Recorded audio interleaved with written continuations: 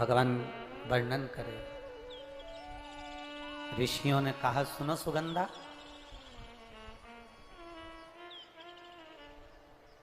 ये 16 सोमवार का व्रत कोई साधारण नहीं है। सुगंधा, संतान की प्राप्ति के लिए अगर 16 सोमवार का व्रत उठाया जाता है तो श्रावण के पहले सोमवार से उठाया जाता है। कब से उठाना चाहिए? श्रावण का पहला सोमवार। सुनो सुगंधा, यदि कोई विशेष बीमारी हो गई, बहुत रोग हो गया, तकलीफों में जिंदगी चल रही हो, बहुत कष्टप्रद जीवन चल रहा है, तो बैसाख के महीने के पहले सोमवार से 16 सोमवार का व्रत उठाना चाहिए। और सुनो सुगंधा, उत्तम वर, उत्तम घर, व्यापार, व्यवसाय, नौकरी, पद, प्रतिष्ठा,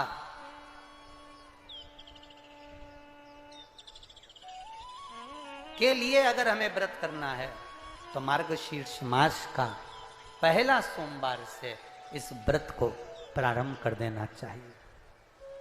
मार्गशीर्ष मास का पहला जो सोमवार हो उसमें इस व्रत को प्रारंभ कर लो।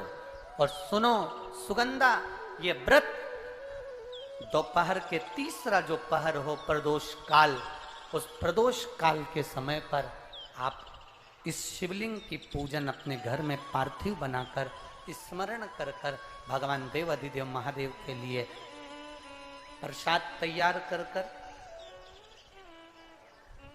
आप जिस भाव से भगवान शंकर का आटा सेक कर या चूरमा बनाकर या मलिदा बनाकर जो भी आप बना रहे हैं, उससे 3 हिस्से प्रसाद के इस 16 सोमवार के व्रत में भी होते हैं। कितने हिस्से होते हैं? 3 हिस्से। पशुपति व्रत में 16 सोमवार के व्रत में एक अंतर भारी है।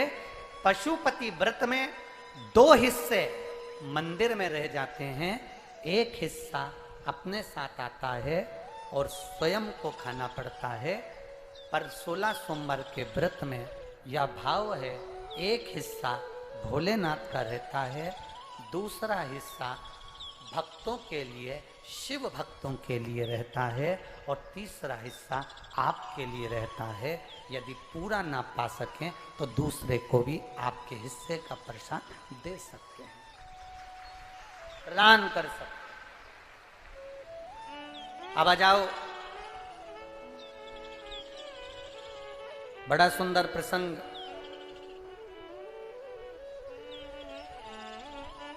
नरसिंह पुराण का आता है। एक बड़ा सुंदर प्रसंग आया।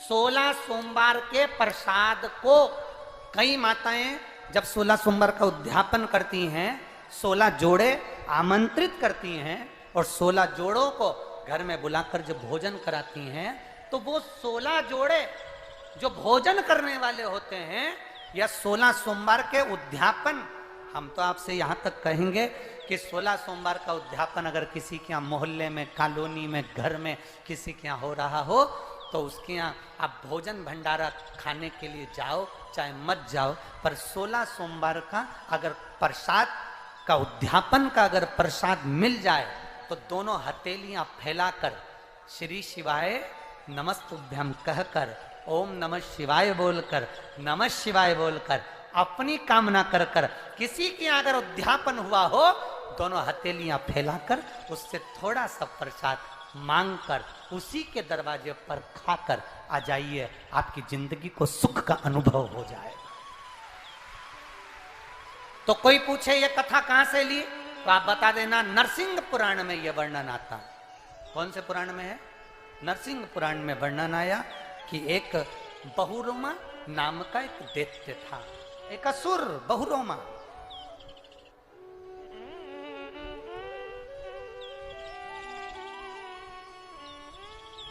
एक बार बहुरोमा नामक का रखे रहते हैं, मंदिर का पुजारी हो, मंदिर के पंडित जी हो, या मंदिर की कोई नारी, कोई पुरुष, कोई बच्चा, कोई बड़ा, उस प्रसाद को एकत्रित कर लेता है और उस प्रसाद को जो भक्त लोग दर्शन करने आते हैं जिनका पशुपति व्रत नहीं रहता, या जो दर्शन करने आए, या गांव के बच्चे हों, नगर के बच्चे हों, कॉलोनी के बच्चे हों, उनको वो प्रसाद जो वितरण किया जाता है, शिव महापुराण की कथा कहती है हजारों हजारों अश्वमेध यज्ञ का जो फल प्राप्त होता है वो मात्र वो प्रसाद के वितरण से और उसके पाने से प्राप्त हो जाता है। आप लोगों में से कोई माता ने करा कभी ऐसा?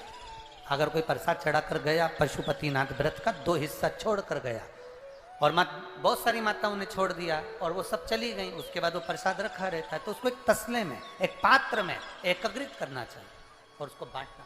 हजारों अश्वमेध यज्ञ के फल के बराबर वो पुण्यता पशुपतिनाथ के व्रत को वितरण करने की, उसको पाने। 3 चीजें बड़ी महत्व की हैं शिव मंदिर में। एक, जो दिया लगाकर चले गए, शिवालय में जो दीप लगाकर चले जाते हैं, दिया रखकर चले जाते हैं, वो दिया ठंडा हो जाता है। जब वो दिया समाप्त हो जाए, ठंडा हो जाए, बुझ जाए, ठंडा हो जाए, वो दिया पड़ा रहता है। 3 चीजें शिवालय में हमेशा याद रखो। उन दियों को उठाकर एक जगह पर ले जाकर एकत्रित कर कर बाहर जहां जगह होती हो, डलिया में, खोखे में, वहां रखो। वो रखे हुए दीप जो ठंडे हो गए हैं उनको उठाकर एक जगह पर ले जाकर रख देने से जीवन में कभी विपदा की अगर घड़ी आती है, विपदा की घड़ी से मतलब होता है कोई बड़ा रोग आ गया, कोई एक्सीडेंट हो गया, उस एक्सीडेंट के समय पर एम्बुलेंस भी नहीं आई, कोई नहीं आया, आपने भगवान शंकर के सामने से रखे हुए दिए जो ठंडे हो चुके हैं, जले हुए नहीं, जो ठंडे हो गए, जिनमें ना दीप में कुछ भी नहीं बचा, वो ठंडे हो गए, उनको उठाकर आपने अगर एक और ले जाकर भी रखा है, अगर कोई आपकी विपदा की घड़ी में खड़ा नहीं होता तो वो दीप जिनको आपने उठाकर एक और ले जाकर रखा है देवाधिदेव महादेव के मंदिर में, महादेव आपको उठाकर ले जाकर कहीं श्रेष्ठ जगह पर जरूर रखते हैं, निश्चित रखे। बोल बम का नारा है। एक शिव मंदिर में रखी हुई जल से भरी हुई बाल्टी, हंडा, अब हमें यहाँ छिंदवाड़ा का तो नहीं मालूम, ये शिव पुराण तो कहती है अपने घर से जल लेकर जाना चाहिए, आप लोग ले जाते हो ना, पर मंदिर के अंदर भी बाल्टी भरकर रखा रहता है पानी। यहाँ रखते हैं क्या कि कोई भक्त आए और उसको चढ़ाना हो तो वहां से भरकर, वो बाल्टी, वो हंडा अगर तुम्हें दिख रहा है कि खाली है और बावड़ी, कुआं, नल दूर है या बाहर है, तो प्रयास करना कि वो बाल्टी, वो हंडा, वो घगरा आप उसको भरकर मंदिर में जरूर रखकर आना। जितने लोग जल चढ़ाएंगे वो जल आपकी ओर से चढ़ा हुआ होगा, उसका फल अपने खा। 3 चीजों, कल हमने कथा में कहा था, गुरु नानक देव जी की कथा वर्णन करी थी, तो गुरु नानक देव जी की कथा में अपन ने बाले की कथा श्रवण करी थी। उस बाले से कहा कहीं लंगर हो रहा हो, कोई लंगर चख रहा हो, कोई भंडारा हो रहा हो, कोई भोजन कर, उसका एक क्रम समझाया गया कल की कथा में। आज की कथा में अपन ये श्रवण कर रहे, सावन का महीना, बैसाख का महीना, और तीसरा जम के बोलो मार्ग शीश का महीना। ये 3 महीने ऐसे होते हैं जिनमें 16 सोमवार के व्रत को पहले सोमवार पर उठाया जाता है।